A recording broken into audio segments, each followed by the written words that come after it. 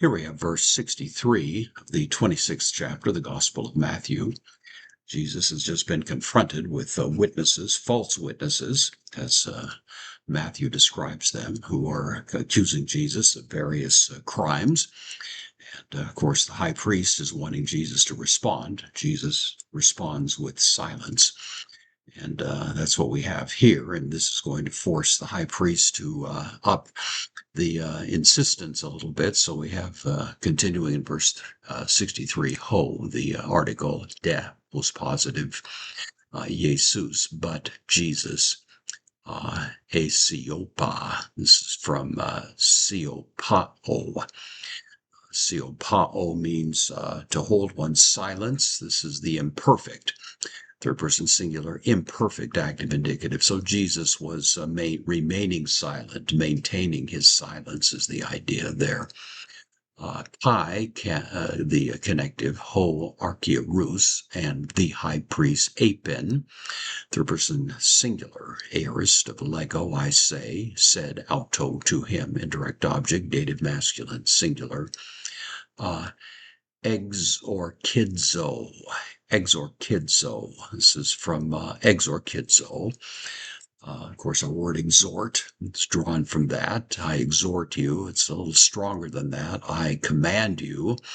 I adjure you, in a sense, sometimes rendered. It means really to put the person who is receiving this under an oath, requiring response. So I exhort, I demand, I insist, se.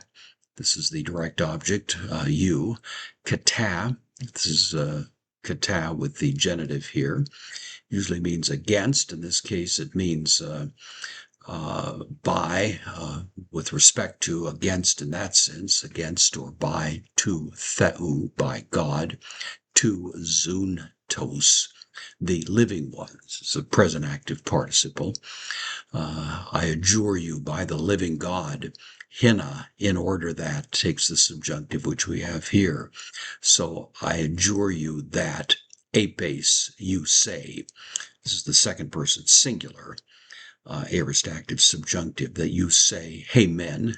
This is the direct object, to us, dative, plural of the first person pronoun. If takes the indicative here. Su, for emphasis, if you.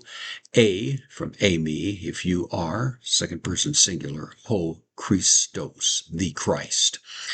And then in apposition to it, ho Jesu, huios, the son to theou of God. Commanding Jesus to respond. Are you the Christ, the Son of the living God? And of course, the high priest knows that if Jesus will admit to this, that will constitute, in his mind at least, blasphemy. It would be blasphemy, unless, of course, it were true. And that's the question now that is on the table as the interrogation continues.